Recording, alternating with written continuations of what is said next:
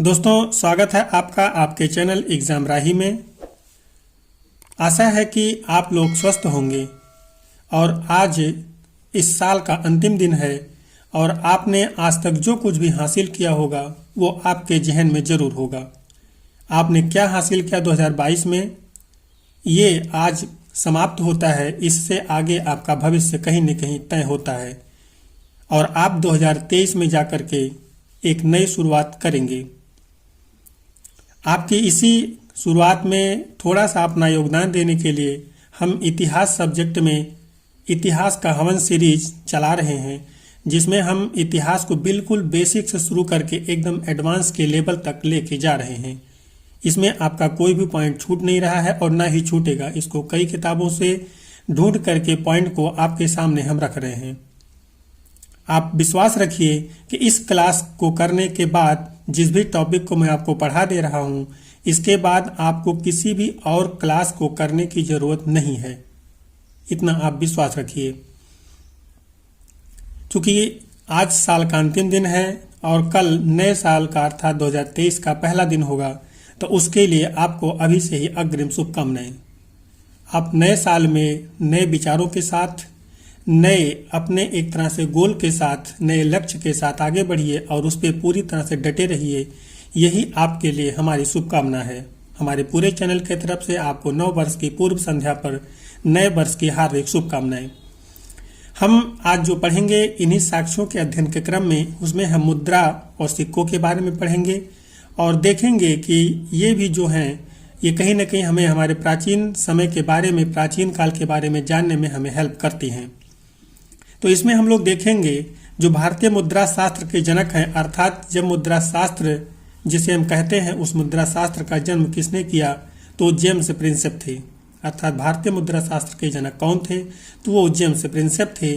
और जो सिक्कों का अध्ययन होता है, जिसमें हम सिक्कों का अध्ययन करते हैं, जिस शास्त्र में सिक्कों का अध्ययन करते हैं, उसे हम मुद्रा शास्त्र कहते हैं, या इसी को हम न्यूमिस्मेटिक्स कहते हैं। ये इसका इंग्लिश वर्जन है, न्यूमिस्मेटिक्स। कहीं न कहीं जो हमारे मुद्राएं होती हैं या सिक्के होते हैं, वो हमारे ऐतिहासिक घटनाओं पर एक तरह से प्रकाश डालते हैं। तो जो मुद्राएं हैं वो ऐतिहासिक घटनाओं पर प्रकाश डालती हैं और जो प्राचीन अधिकांश मुद्राएं हैं वो धातुओं की बनी हुई होती थीं। या हमें यूँ कह लीजिए कि हमें आज जो मुद्राएं प्राप्त हुई हैं वो अधिकांशतः जो हैं वो धातुओं की बनी हुई हैं। जो प्राचीन सिक्के थे उनको पंचमार्क या आहत सिक्का कहा जाता था। आप इसको नोट करिए, इन्हीं को पंचमार्क या आहत सिक्का कहा जाता था। साहित्य में इन्हीं को कसार्पण कहा जाता था, या इन्हीं को पुराण कहा जाता था, या इन्हीं को सतनाम भी कहा जाता था। जब हम साहित्य की बात करते हैं तो उसमें सिक्कों को एक तरह से करसापण, सतनाम और पुराण भी कहा जाता था। इनके अन्य अन्य नाम थे ये। आहत सिक्कों पर केवल आकृतियां विद्यमान होती थीं, कोई लेख नहीं। जो आहत सिक्के हैं, जिनको हम आहत सिक्के या पंचमार्क सिक्के कह रहे हैं, जिनको कहीं कहीं सतनाम भी नाम दिया जा रहा है, उन पे कोई भी एक तरह से लेख नहीं है या कोई भी डेट उसमें नहीं मिलती। उस पे हमें सिर्फ और सिर्फ आकृतियों की विद्वता या आकृतियों की विद्यमानता मिलती है। वही सिर्फ वहाँ पे उपलब्ध है और भी कोई जानकारी हमें वहाँ पे उपलब्ध नहीं होती है।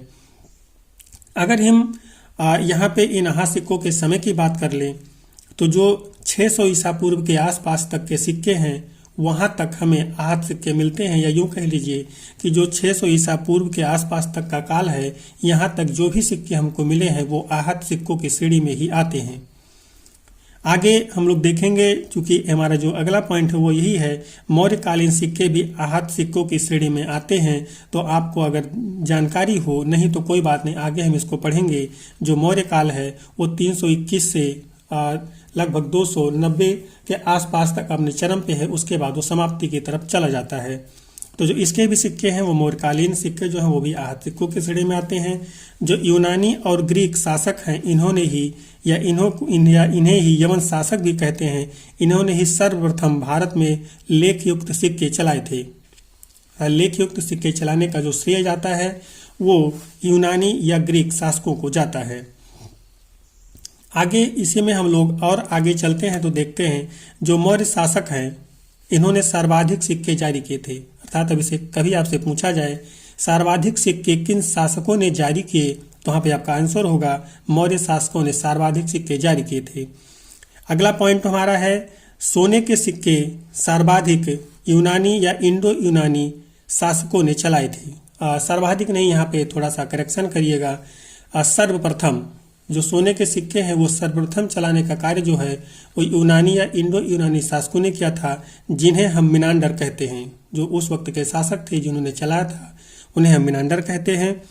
जो सबसे शुद्ध सोने के सिक्के जारी करने का श्रेय है या जिन्होंने सबसे शुद्ध सोने का सिक्का जारी किया था उन्हें कुषाण कहा जाता है, अर्थात कुषाणों ने सबसे शुद्ध सोने के सिक्के जारी किए। लेकिन यहीं पे जब हम सबसे ज्यादा सोने के सिक्के जारी करने की बात करेंगे कि किन्होंने सबसे ज्यादा सोने के सिक्के जारी किए, तो वह गुप्तों ने किया था। जो गुप्त हैं उन्होंने सर्वाधिक सोने के सिक्के जारी किए थे।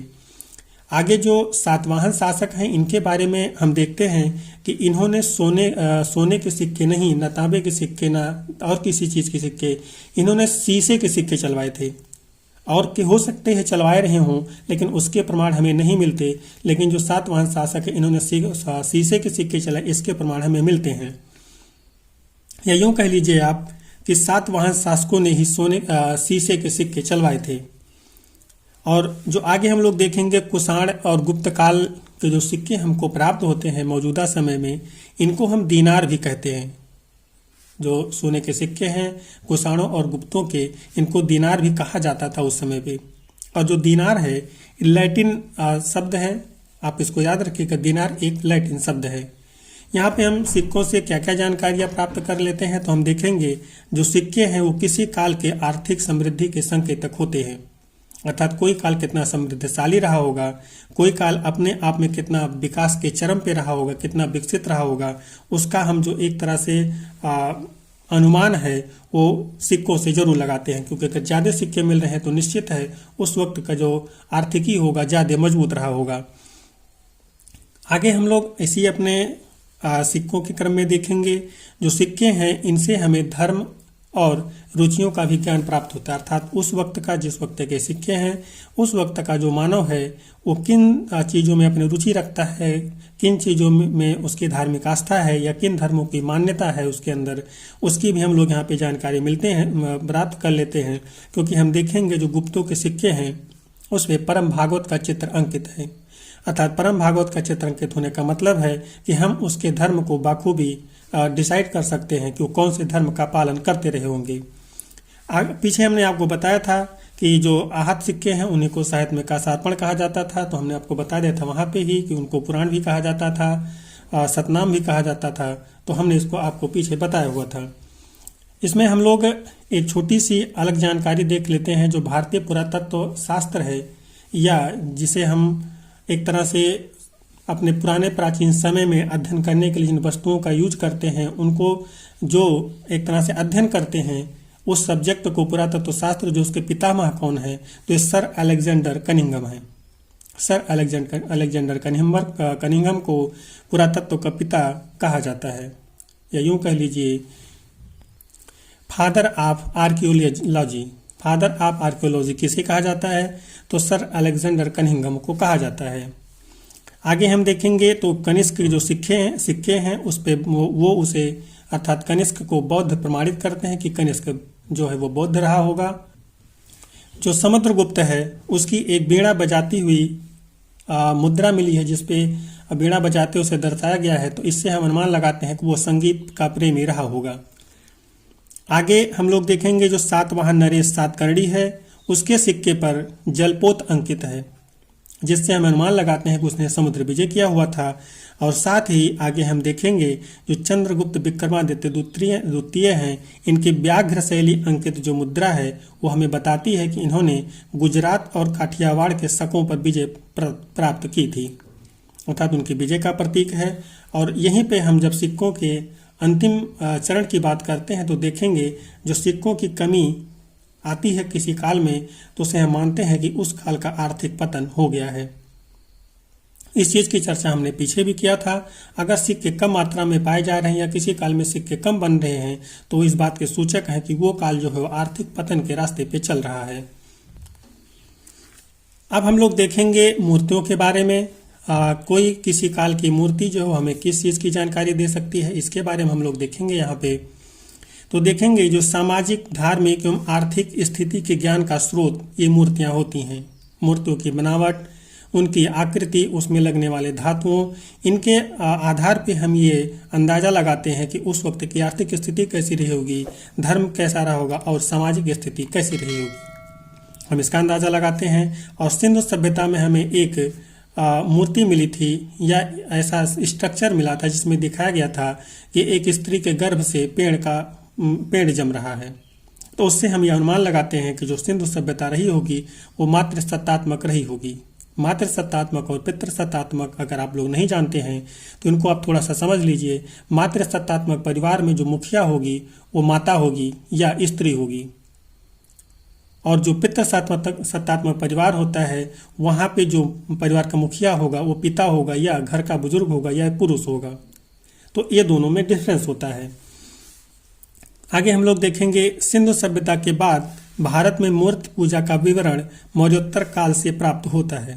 अर्थात सिंधु सभ्यता में हमें जब मूर्तियाँ मिली उसके बाद के अन्य कालों में, आगे के कालों में हमें कोई भी मूर्ति पूजा का विवरण नहीं मिलता है। अर्थात यूँ कह लीजिए कि कोई भी मूर्ति हमें प्राप्त नहीं होती है।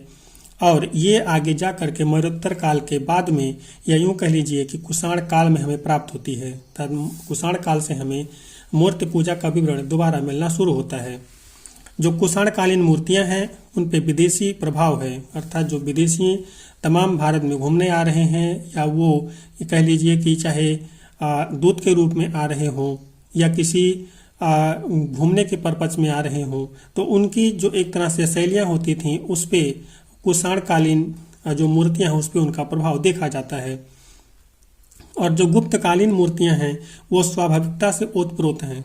स्वाभाविकता का अर्थ है कि जो भी वास्तविकता उस समय की है उसी से संबंधित है, वो उसमें कोई भी हेर फेर नहीं है या उसमें कोई भी ऐसी चीज़ अलग से नहीं जोड़ी गई है जो उस वक्त की वास्तविकता नहीं है। भारत में सर्वप्रथम बौद्ध की मूर्तियाँ कुषाण काल में पूजी गईं। जो बौद्ध हैं, भगवान बुद्ध हैं, उनकी जो मूर्तियाँ हैं, जो मूर्ति है उनका जो पूजन हो रहा है वो कुषाण काल में हो रहा है। अभी आपने पीछे देखा था कि सिंधु सभ्यता के बाद में हमें जो मूर्ति पूजा का विवरण मिलता है वो मौर्योत्तर काल में कुषाणों से प्राप्त होता है। आगे हम लोग देखेंगे मूर्ति शैली के बारे में या कला के बारे में। तो यहाँ पे हम दो कलाओं के बारे में जानकारी लेंगे, जिसमें एक है गांधार कला और दूसरा है मथुरा कला। इसको हम लोग देखेंगे। तो पहले हम देखते हैं गांधार कला के बारे में। तो जो गांधार कला है ये बौद्ध धर्म से संबंधित है। ये क्वेश्चन आपसे डायरेक्टली पूछा गया है, गांधार कला किस धर्म से संबंधित है, तो आपका आंसर होगा बौद्ध धर्म से संबंधित है। जो गांधार कला है इसमें काले स्लेटी पत्थरों का प्रयोग किया गया है। या कभी आपसे पूछा जाए गांधार कला में प्रयोग किए गए पत्थरों का रंग क्या है, कलर क्या था, तो आपको काले स्लेटी पत्थर का प्रयोग बताना होगा। ग्रीक शैली से प्रभावित है, अतः ग्रीको बौद्धिस्ट शैली भी कहा जाता है। आप ग्रीक समझ रहे होंगे। जो ग्रीक शैली एक है कला की, उससे ये जो गांधार कला है प्रभावित है या उससे इसने कुछ अंश को ग्रहण किया हुआ है, इसीलिए इसे ग्रीको बौद्धिस्ट शैली भी कहा जाता है। और जो गांधार कला है इसे हेलेनिस्टिक आर्ट भी कहा जाता है। आप इसको याद रखिए, गांधार कला को हेलेनिस्टिक आर्ट भी कहा जाता है। ये आपके एग्जाम में गांधार कला के बजाय हेलेनिस्टिक आर्ट के नाम से पूछा जा चुका है। गांधार कला पर ग्रीक देवता अपोलो का प्रभाव है। जो एक ग्रीक देवता है अपोलो, जिनको हम अपोलो के नाम से जानते हैं, उन पर उनका गांधार कला पर प्रभाव है। अर्थात उनके प्रभाव में आकर के कुछ चेंजेज उसमें गांधार कला पे किए गए हैं। गांधार कला को नग्न कला भी कहा जाता है। एक क्वेश्चन पूछा गया है किस कला को नग्न कला के नाम से जाना जाता है, तो यहाँ पे आपको बताना होगा गांधार कला को नग्न कला के नाम से जाना जाता है। गांधार कला पर भौतिकता का प्रभाव है। भौतिकता का अर्थ होता है कि वर्तमान में जो है सुख सुविधाएं जो हैं उनसे संबंधित, सुख सुविधाओं से संबंधित जो चीज़ें होती हैं उन्हें भौतिकता कहा जाता है, भौतिक कहा जाता है। व्यक्ति अपने सुख सुविधा संपन्न के लिए जो भी चीज़ें करता है वो भौतिक चीज़ें होती हैं। तो जो गांधार कला है उस पर भौतिकता का प्रभाव है। इनकी मूर्तियों में, इनकी कलाओं में जो एक तरह से आप कह लीजिए जो झलक है वो भौतिकता का है। इसी में जो बानियान है ये अफगानिस्तान में स्थित है। इसी को गांधार कला का खजाना कहा जाता है। बानियान एक जगह है जो कि अफगानिस्तान में है और इसे हम लोग गांधार कला का खजाना कहते हैं। अर्थात यहाँ पे गांधार कला से संबंधित जो चीज़ें हैं वो बहुतायत मात्रा में प्राप्त होती हैं।